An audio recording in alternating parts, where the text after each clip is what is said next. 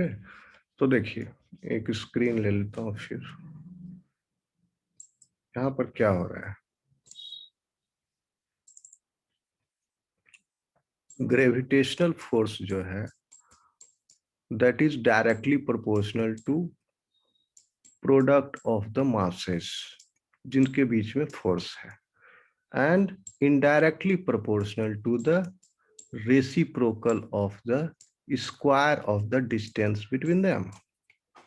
So this force is directly proportional to m1 m2 m1 गुना m2 divided by R square. अब इस पर गौर करो। अब इसी से हम चार्ज के बीच में पॉजिटिव चार्ज और निगेटिव चार्ज भी, इस कांस्टेंट अलग है, फॉर्मूला ऐसा ही है उसका भी। पॉजिटिव चार्ज और निगेटिव चार्ज के बीच में जो अट्रैक्शन है वो भी इस ऐसा ही होता है उसमें भी। देखिए अब क्या है, जैसे ही डिस्टेंस बढ़ेगा, यानी आप जो पृथ्वी पर हैं उछलते हैं तो फिर नीचे गिरते हैं, तो वो जो फोर्स हुआ, ग्रेविटेशनल फोर्स हुआ, उसमें कैसे उसका अमाउंट कैलकुलेट करोगे तो कैसे निकलेगा, your mass will be multiplied with the earth का मास, और उसको डिवाइड करोगे ये आर स्क्वायर। तो आपके और अर्थ के बीच में कितना डिस्टेंस है, आप अर्थ पर ऊपर में हो, आपके और अर्थ, अब कहोगे जीरो डिस्टेंस, हम तो अर्थ पर ही नहीं, क्योंकि ये मास के, दोनों मास के सेंटर का डिस्टेंस है आर। तो आपका सेंटर, आप 6 फीट के हो तो धरती से 3 फीट ऊपर हाइट ले लो, 3 फीट हाइट, ये प्रोपोर्शनल नहीं है, डोंट माइंड, ये यहाँ थाउजेंड्स ऑफ किलोमीटर है, यहाँ 3 फीट ले गए, धरती के ऊपर 3 फीट, और वहां से लेके सेंटर ऑफ द अर्थ, यानी आप कह लो कि सीधा radius of the earth will be the distance. ये रेडियस ऑफ द अर्थ जो है, इससे आप स्क्वायर कर लोगे इसका, m1 गुना m2 divided by the radius of the earth का होल स्क्वायर। तो वो जो आप जो वैल्यू आएगा दैट विल द एक्चुअल, और यहाँ पर कांस्टेंट जो है k1 है, यानी डायरेक्टली भी लिख सकते हो F is equal to m1 multiplied by m2 divided by R square. अब इसी वजह से चार्ज स्पीसीज के बीच में जो फोर्स है वो भी डिस्टेंस पर निर्भर कर रहा है, यानी डिस्टेंस अगर बढ़ गया पॉजिटिव निगेटिव चार्ज के बीच में तो फोर्स भी ड्रामेटिकली रिड्यूस हो जाएगा दोनों के बीच का, वेदर अट्रैक्टिव फोर्स और रिपल्सिव फोर्स। सेम स्पीसीज है तो रिपल्सिव फोर्स उतना ही घट जाएगा और अट्रैक्टिव फोर्स भी उतना ही घट जाएगा दूर होने पर। ओके, और नजदीक हो गया तो ड्रामेटिकली इंक्रीज भी हो जाएगा, क्योंकि डिनोमिनेटर में आर स्क्वायर है। आर ही अगर अकेले रहता तो उतना ज्यादा नहीं होता, लेकिन स्क्वायर है। ओके, तो प्रोटीन में suppose here there is a charged R, positive charge present in the R group, and at different location there is a negative charge present in the R group. So these positive and negative charge should be close to each other. If this interaction is strong, highly strong, then these should come together to each other in close vicinity. But this is not the case, because what the charge species will experience, that this polypeptide backbone chain, this will create a hindrance in these two charge species to come together. इसको obstruct करेगा, इसको आने थोड़े देगा इतनी जल्दी, क्योंकि ये भी तो स्ट्रेंथ है, बॉन्ड है, ये इसको अपोज करेगा, ये अट्रैक्टिव फोर्स को, ये अपोजिट फोर्स होगा ये बैकबोन का। तो चार्ज स्पीसीज एकदम नजदीक नहीं आ पाते हैं, they are distant, somewhat distant. So this interaction becomes weak between the charged ones. लेकिन इसके अपोजिट कोई आयोनिक कंपाउंड है जैसे NaCl, यहाँ पर the distance between the charged sodium ion and the charged chlorine, negatively charged chlorine ion is very, very less. Both the atoms are in contact with each other. क्यों? क्योंकि sodium भी free है, chlorine भी free है, और यहां पर positive charge ये फ्री है क्या पॉलीपेप्टाइड चेन में? No sir. नहीं है ना, क्योंकि ये पॉजिटिव चार्ज जो है वो प्रेजेंट है आपके कहाँ पर, आर ग्रुप में। आर ग्रुप अटैच है अल्फा कार्बन से, अल्फा कार्बन अटैच्ड है कार्बोनिल कार्बन से, जो कि पेप्टाइड बॉन्ड में इन्वॉल्व है, और पूरा चेन इसी तरह लिंक्ड है। तो ये पॉजिटिव चार्ज निगेटिव चार्ज इस चेन में कहीं भी प्रेजेंट जो भी है वो लिंक्ड है, फ्री नहीं है कि दोनों सट जाएगा तुम तुरंत आकर। ठीक है, अगर दोनों क्लोज आ गया तो देन आयनिक इंटरेक्शन बिकम्स स्ट्रॉन्ग, और अगर ये दोनों दूर हैं, जितना ही दूर होंगे उतना ही reciprocally square of the magnitude it will decrease in the square of the magnitude. अब बात समझ में आया ये why ionic interactions are weak in the polypeptide chain? Yes bore हो गए क्या आप लोग? Yes sir. बोर हो गया? सर। यस सर बोल नहीं रहा नहीं बोर नो से सर प्लीज। हूँ। ये कंसेप्ट जो मैं दे रहा हूँ कहीं बुक में आपको मिलेगा नहीं, आप समझ रहे हो ना, समझते जाओ। जी सर, मैंने ये नोट्स का ना बहुत बनाया है, लेकिन नहीं बना, इतना अच्छा टॉपिक नहीं मिला सर। लास्ट में मैं छोड़ दी, सिर्फ रामाचंद्रन का प्लॉट का बनाया सर, और प्राइमरी सेकेंडरी सर, और उसके बाद नहीं मिला। हाँ, तो अभी मैं पढ़ा रहा हूँ आपको पॉइंट वाइज, सब हर एक पॉइंट को देखो, एक एक पॉइंट को समझाने में एक एक लेक्चर जा रहा है। ओके, तो ये आप समझ गए। अब देखिए, जी तो ये नेटिव प्रोटीन्स आर ओनली, क्यों कह रहा है मार्जिनली, इसको हम एक्सप्लेन कर दिए हैं, आर ओनली मार्जिनली स्टेबल। और डेल्टा जी जो है, क्योंकि जो बायोलॉजिकली नेटिव कन्फॉर्मेशन है उसका energy state is little lower than, कोई ज्यादा डिफरेंस नहीं, little lower than the energy state of the unfolded state. तो डेल्टा जी कम है 20 से 65, यानी थोड़ा सा हीट देने पर ये प्रोटीन डीनेचर कर जाएगा। जैसे आप कच्चा अंडा को उबालते हो, ओके, उबाला, वो डीनेचर कर गया। तो आप कहोगे हम तो बहुत उबालते हैं, बहुत हीट देते हैं, ठीक है, लेकिन उसको डीनेचर करने के लिए कम ही हीट की जरूरत है। आप बहुत सारा अंडा मिला के उबालते हो, ओके, और पानी भी उबलता है उसमें, बर्तन भी गर्म होता है, सब जगह हीट जा रहा है, एनवायरमेंट में भी लॉस हो रहा है। ओके, तो ये जो है कम अमाउंट ऑफ, अब यहाँ पर ये दिख रहा है कि रिवर्सिबल प्रोसेस, एक सिंपल एग्जांपल है कि हाइड्रोफोबिसिटी जो है ये फेवर किया, बल्कि ग्रुप एक साथ आ गए, सॉल्वेशन लेयर देखो अब यहाँ पर सिंगल सॉल्वेशन लेयर होगा इस स्फीयर का, ये फेवर हुआ। लेकिन मेनी टाइम्स, तो ये तो सिर्फ हाइड्रोफोबिक इंटरेक्शन को आप कंसीडर किया, अब सारे तरह के वीक इंटरेक्शंस को at same time if you consider and if you disturb it or denature it by some processes like heat, okay, many times this is irreversible. Protein do not gain back its native conformation. अब कच्चा अंडा को आपने boil कर दिया, egg white बन गया, उससे क्या फिर से बॉयल से कच्चा बना सकते हो? नहीं सर। नहीं बन सकता है। ओके, तो protein denaturation is irreversible process. तभी तो सवाल उठता है, जब ये इरिवर्सिबल प्रोसेस है तो एक बार प्रोटीन नेटिव कन्फर्मेशन में आ गई, इसलिए protein folding is itself a big science. Still investigators are struggling to understand the mechanism at the molecular level. Okay, so so that means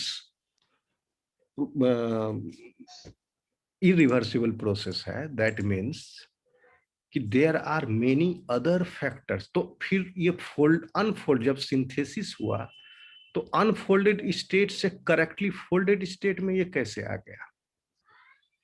जब ये करेक्टली फोल्डेड स्टेट से many types of incorrectly folded state में जा सकता है, क्योंकि correctly folded stage जो है वह एक ही या कुछ तरह के हैं, और अनकरेक्टली फोल्डेड स्टेट जो है वो कई तरह के मिलियंस ऑफ टाइप्स ऑफ हो सकते हैं, क्योंकि कन्फर्मेशन जो है फाइसा एंगल और वीक इंटरेक्शन ये सब के कंपोजिशन से बहुत तरह के कन्फर्मेशन बन सकते हैं। एक बात आप लोग हमेशा याद रखिएगा कि अनकरेक्टली फोल्डेड स्टेट में the hydrogen bonding which are stabilising the protein, incorrectly folded या denatured state of the protein is also stable. Why? Because it is forming the hydrogen bond in the aqueous solution with the water. क्यों? क्योंकि polypeptide chain के along hydrogen bond on other weak interactions has been disrupted. Okay? पहले क्या था? Hydrogen bond intra chain था in the native conformation, denature हो गया, intra chain hydrogen bonding is disturb and protein is present in the aqueous solution. So now the protein is hydrogen bonding with the water. Okay, समझ रहे हो बात को? तो ये वाटर के साथ हाइड्रोजन बॉन्डिंग की वजह से डिनेचर्ड प्रोटीन जो है अब स्टेबलाइज है, इस वजह से नहीं कि इंट्राचेन हाइड्रोजन बॉन्डिंग है। ओके, इसी वजह से डिनेचर्ड प्रोटीन के इंटरनल एनर्जी जो है if it is present in the aqueous solution, okay, and the G gives free energy of the correctly folded protein in the aqueous solution, there is not a large difference between them. Sorry, because unfolded proteins are forming the hydrogen bonds with water molecules. सारा बात समझ में?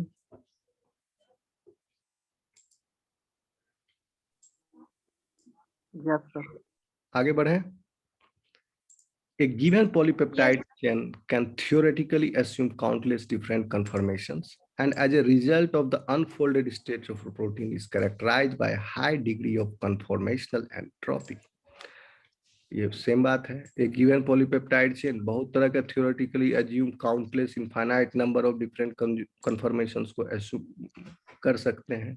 Okay, तो इसकी वजह से, और ये पूरा काउंटलेस वैरायटी में से कोई एक ही या कुछ ही जो है क्या है, बायोलॉजिकली एक्टिव नेटिव कन्फर्मेशन है, और अदर जितने भी है लार्ज वैरायटी ऑफ कन्फर्मेशंस जो है वो नहीं है, यानी उनका एनर्जी स्टेट हाई है।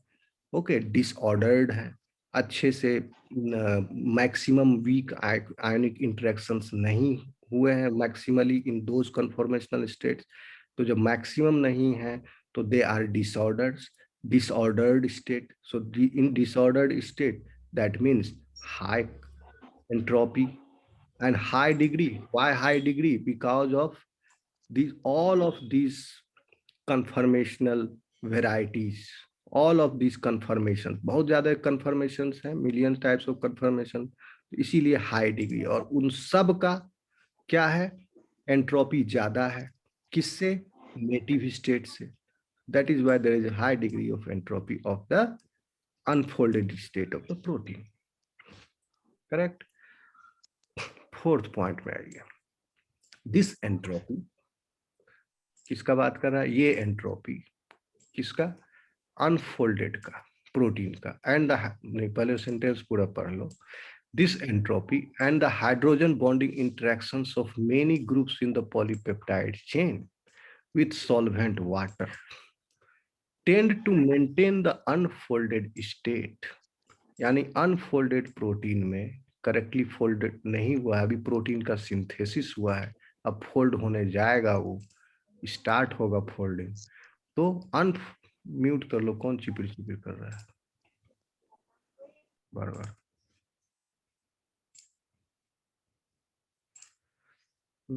अनफोल्डेड स्टेट में कहाँ थे? ठीक है, फोल्डेड स्टेट में तो आपको बताया ही थी, वीक इंटरेक्शन जो हो रहे हैं अब चेन के दरमियान ही हो रहे हैं, आपस में हो रहे हैं, चेन के डिफरेंट रेसिड्यूज के बीच में हो रहे हैं, इंट्रा चेन हो रहे हैं। और अनफोल्डेड स्टेट में चूंकि वहां पर मैक्सिमम वीक आयनिक इंटरेक्शंस नहीं हुआ था, तो आपस में नहीं हुआ मैक्सिमम, यानी कुछ बच गए जो जिनका इंटरेक्शन नहीं हुआ, दूर दूर रह गए, तो वो जो बच गए वो हाइड्रोजन बॉन्ड किसके साथ बनाएंगे? वाटर के साथ बनाएंगे। तो अनफोल्डेड स्टेट में यही कह रहा है कि entropy and the hydrogen bonding interactions of the many group in the polypeptide chain with the solvent water के अंदर प्रेजेंट है, tend to maintain the unfolded state। Entropy जो है ये भी ड्राइविंग फैक्टर है, क्योंकि एंट्रोपी जो है high degree of conformational entropy है। ठीक है, एंट्रोपी बढ़ा हुआ है किसका? अनफोल्डेड स्टेट का। किससे? फोल्डेड स्टेट से। तो बढ़ा हुआ एंट्रोपी फेवर करेगा दैट स्टेट को, तो एंट्रोपी का भी कंट्रीब्यूशन है and the hydrogen bonding interactions. ठीक है, हाइड्रोजन बॉन्डिंग इंटरेक्शंस किसके साथ? Many groups of the polypeptide chain. Polypeptide chain के बहुत सारे आर ग्रुप का हाइड्रोजन बॉन्डिंग किसके साथ हो रहा है? वाटर के साथ हो रहा है। आपस में ना होकर के वाटर के साथ हो रहा है। आपस में भी है, कम है। ओके, और जब फोल्डेड था तो आपस में ही बहुत ज्यादा थे।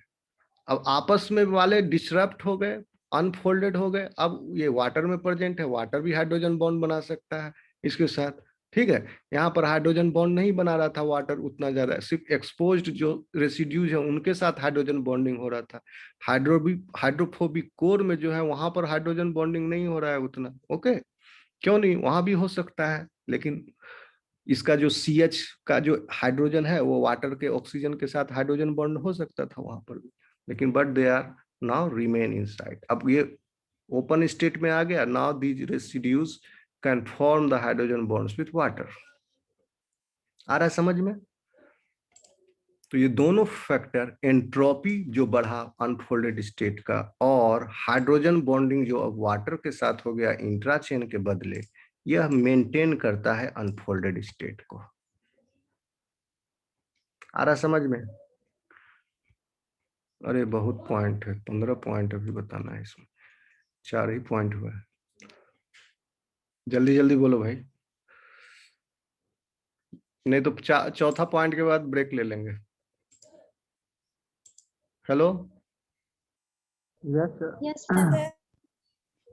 अभी जो पॉइंट समझा रहे हैं आया समझ में? ये 4th point, unfolded yes state. Sir. ठीक है। The chemical interactions that counteract these effects and stabilize the native conformation include disulfide। अब बता रहा है ये तो अनफोल्डेड स्टेट को स्टेबलाइज किए हुए हैं दीज फोर्सेस, जो वाटर के साथ हाइड्रोजन बॉन्ड हुआ और बढ़ा हुआ एंट्रोपी। फोल्डेड स्टेट को कौन स्टेबलाइज कर रहा है? Hydrogen bonds, hydrophobic bonds and ionic interactions. In addition to that, disulfide bonds are also there, van der Waals forces are also there। सब समझा दी आपको। Okay, an appreciation of the role of these weak interactions is especially important to our understanding of how polypeptide chains fall into specific secondary and tertiary structures and how they combine with other polypeptides to form quaternary structures। That means इन सब की वाहवाही करनी होगी, किनकी? ये week interactions की appreciate करना होगा इनको। इनकी वजह से प्रोटीन जो है करेक्टली फोल्डेड स्टेट में आ रहा है। कौन से वीक इंटरेक्शंस? हाइड्रोजन, हाइड्रोफोबिक, आयनिक, van der Waals। ओके, और फोल्ड होने के बाद secondary structure and tertiary structures में प्रोटीन अब एग्जिस्ट करेगा।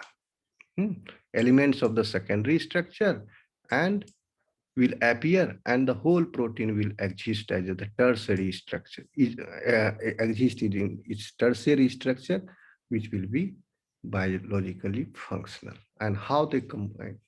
ठीक है, और सब मल्टीपल सब यूनिट्स हैं तो कंबाइन करके क्वाटरनरी स्ट्रक्चर भी बना सकते हैं। ओके, अब देखिए कोवैलेंट बॉन्ड का जो है ब्रेक करने में इतना एनर्जी लगता है, 200 से 450 किलो जूल पर मोल। अब आपको बताया वीक इंटरेक्शंस का रेंज ये है 20 से 65। कितना कम हो गया कोवैलेंट बॉन्ड से? 10 गुना। Okay, 10 times. इसका लोअर लिमिट 20 है एंड इसका लोअर लिमिट 200 है कोवैलेंट बॉन्ड का। आ रहा समझ में? वीक इंटरेक्शन से covalent interaction is 10 times stronger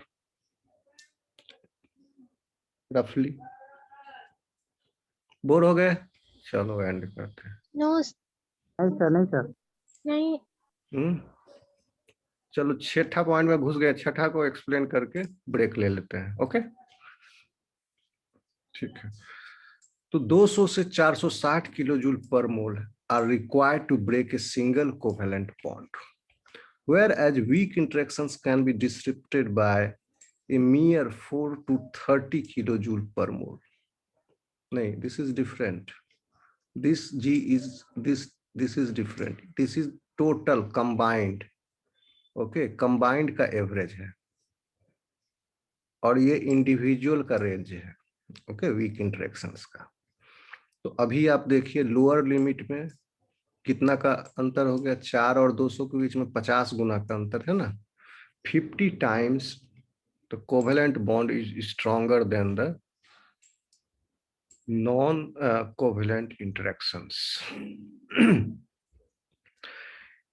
Individual covalent bonds that contribute to the native conformation of proteins, such as disulfide bonds, linking separate parts of the single polypeptide chain, are clearly much stronger than individual weak interactions. ये आप देख करके बता सकते हो कि weak interaction से 50 गुना ज्यादा कोवेलेंट इंटरेक्शन मजबूत है। डाइसल्फाइड कोवेलेंट इंटरेक्शन है तो वो इतना गुना मजबूत है वीक इंटरेक्शंस, बट इसलिए लिख रहा है polypeptide chain are clearly much stronger than the individual weak interaction, yet because there are so numerous it is weak interactions that predominate as a stabilizing force in protein structure. ये सारे week interactions इतना large volume में है, numerous है कि मिला करके जो है यह मेन फोर्स हो जाता है, स्टेबलाइजिंग मेन स्टेबलाइजिंग फोर्स हो जाता है non covalent interaction. Even if the disulphide bond breaks, protein doesn't lose its native conformation. Okay, that predominate as a stabilizing force in the protein structure. तो यहाँ पर आपका एक बात और कहना चाह रहे थे, दिमाग से निकल गया।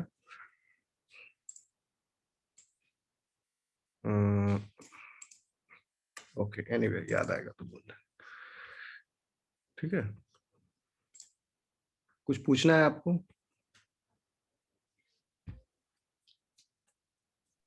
सर नॉर्मली तो प्रोटीन तब अनफोल्ड ही पाया जाता होगा। कहाँ पर? नॉर्मली नेटिव स्टेट में। अनफोल्डेड स्टेट में प्रोटीन फंक्शनल होगा?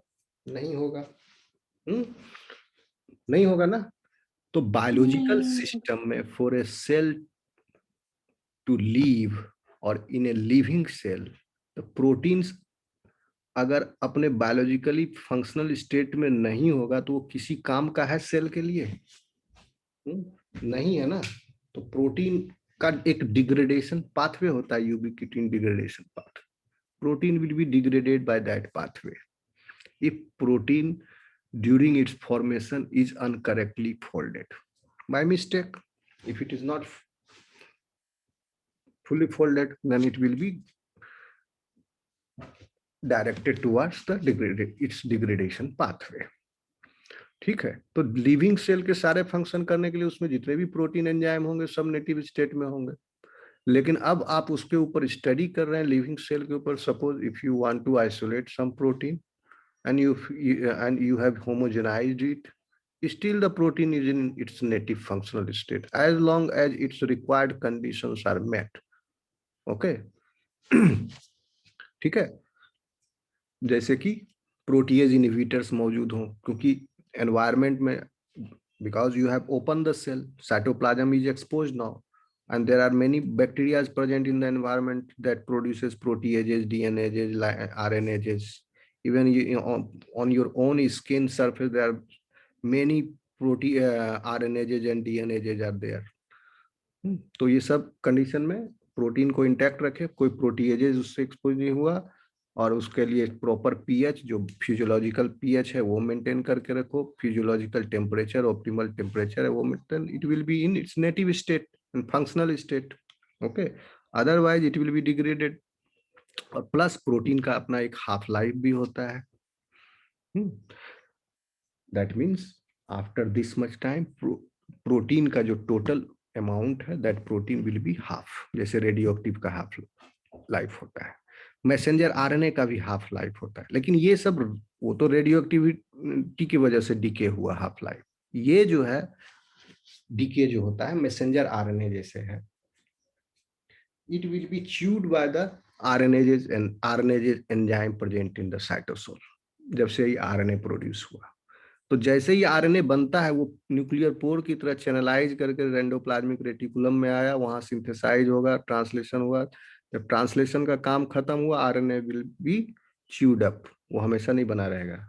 नहीं तो क्या हुआ, आरएनए जब तक ट्रांसलेट हो रहा है that means gene is getting expressed, और जीन जो है gene expression is tightly regulated. कौन सा जीन कब एक्सप्रेस होगा ये टाइटली रेगुलेट है in the respect of time and the developmental stage also. Okay, कहने का मतलब आप क्या पूछे थे सवाल?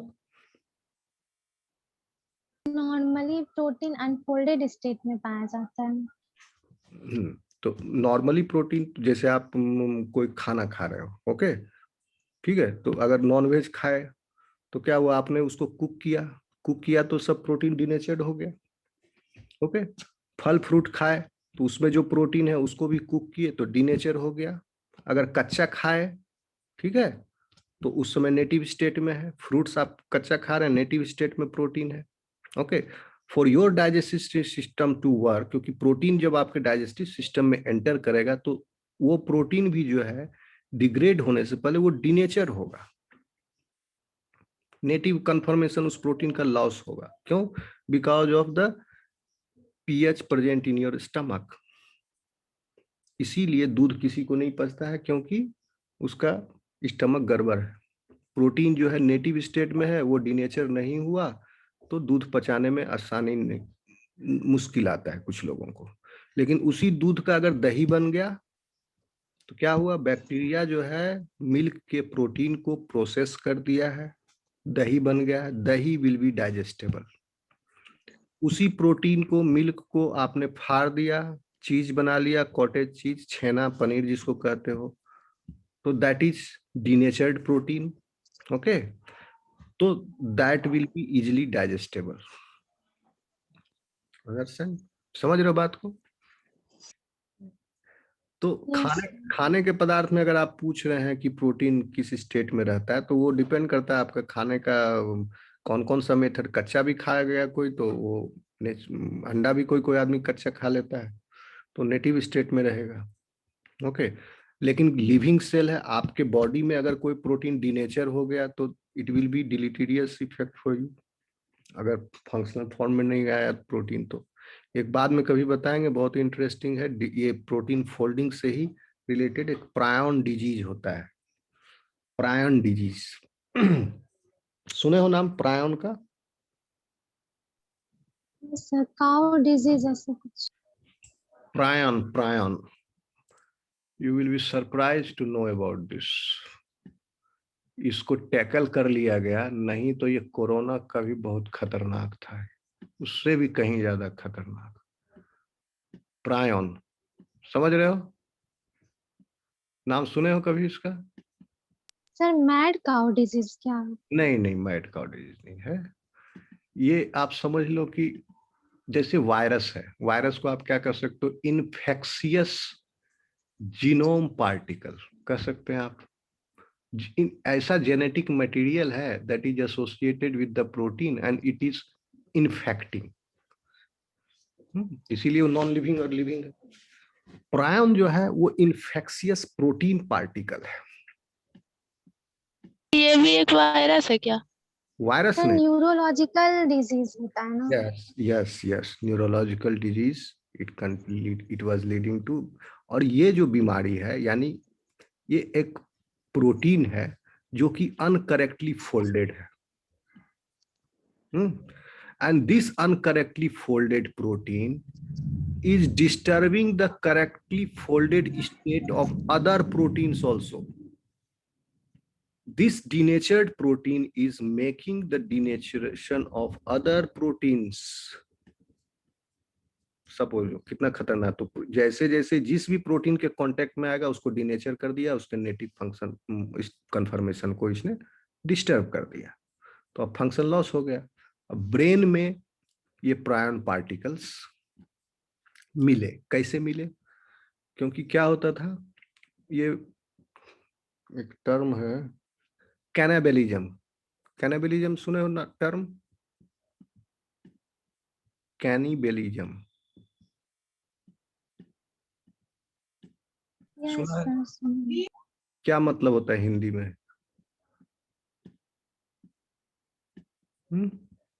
नरभक्षी का नाम सुनो, नरभक्षी।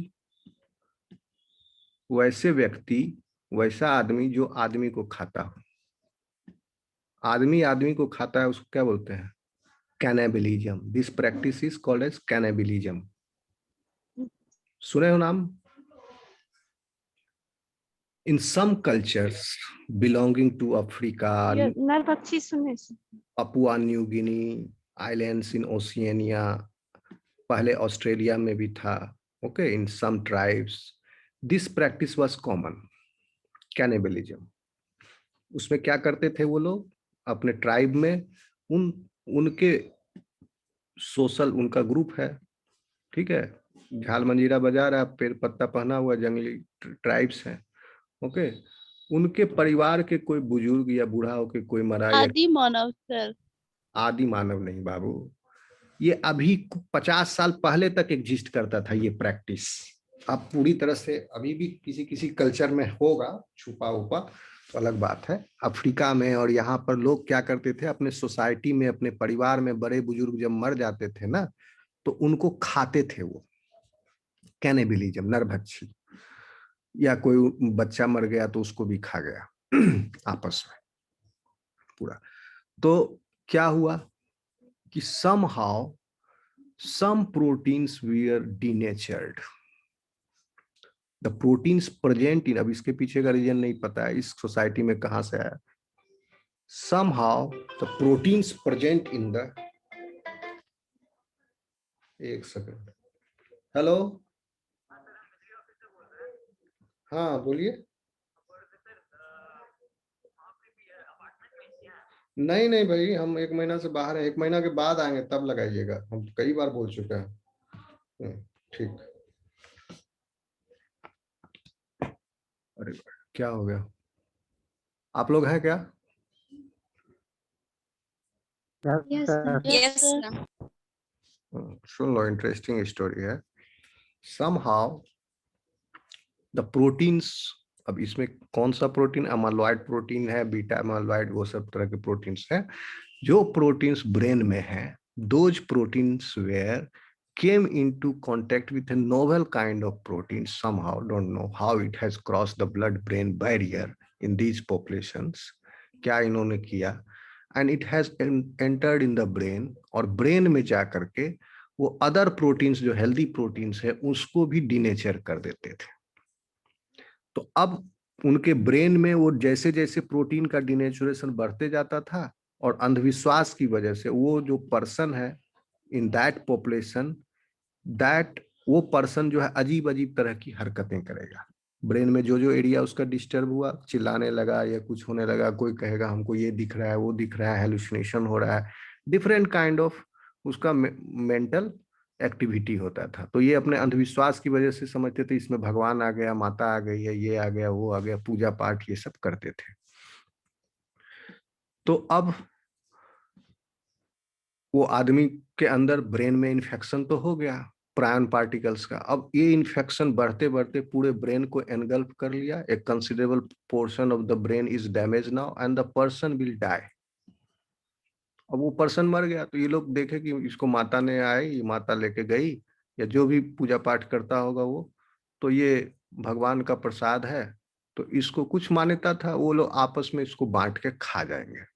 तो उस पर्सन को काट काट के या जला के, जैसे भी हो, नरभक्षी पूरा समाज बैठ के उसको खाता था। ये प्रैक्टिस था और ये चलते आ रहा था। और होता ये था कि जिस उस डेड बॉडी को जो भी खाया, ये प्रायन पार्टिकल का नेचर है, ये खुद ही डीनेचर्ड प्रोटीन है, तब इसको अब कितना डीनेचर की आप क्या डीनेचर कीजिएगा। ओके, और ऐसा डीनेचर पार्टिकल है कि अदर प्रोटीन्स को डीनेचर कर देगा।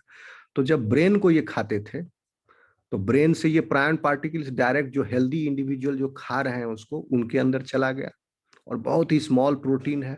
वहां से फिर ब्लड ब्रेन बैरियर को, अब डाइजेशन में कैसे सर्वाइव किया, blood brain barrier disease again a mystery, लेकिन ये पहुंच जा रहा था ब्रेन में। ओके, और ब्रेन में जा करके ये फिर जो जो इसको खाए उसके ब्रेन के हेल्दी प्रोटीन्स को डीनेचर करके ये प्रायन उस पर कब्जा जमा लिया, जो खाया वो भी मर गया।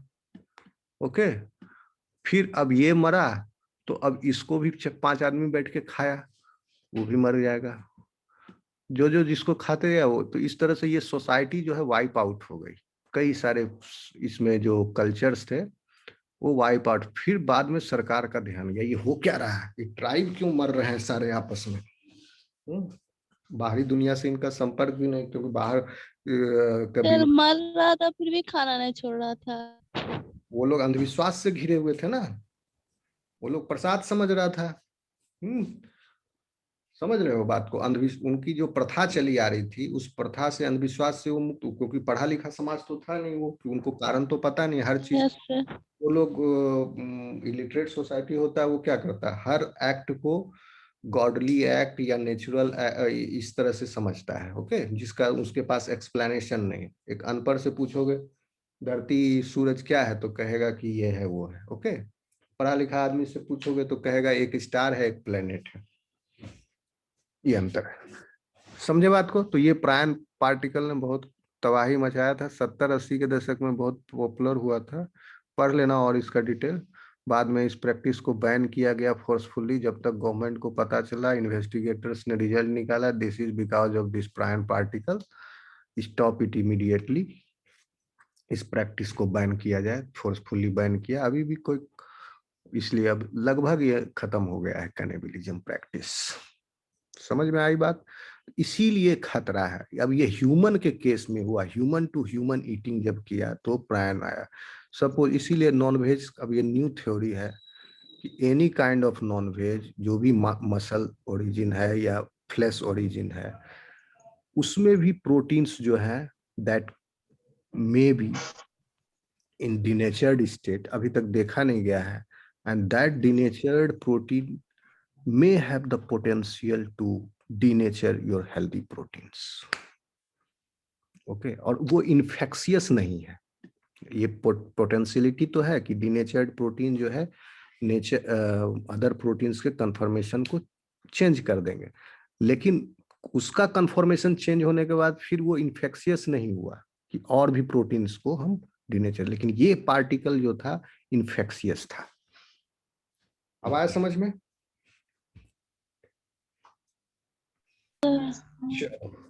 Bye bye. तो अभी भी तो बस। कुछ पूछना है किसी को? Thank you sir. Protein supplement के बारे में सर पूछना था सर। क्या चीज? प्रोटीन सप्लीमेंट जो मिलते हैं मार्केट में सर, एक्सेस का, वो उसके बारे में सर। तुम्हारी आवाज नहीं साफ साफ पता लग रही है राहुल। प्रोटीन सप्लीमेंट, जो प्रोटीन सप्लीमेंट। अच्छा, प्रोटीन सप्लीमेंट।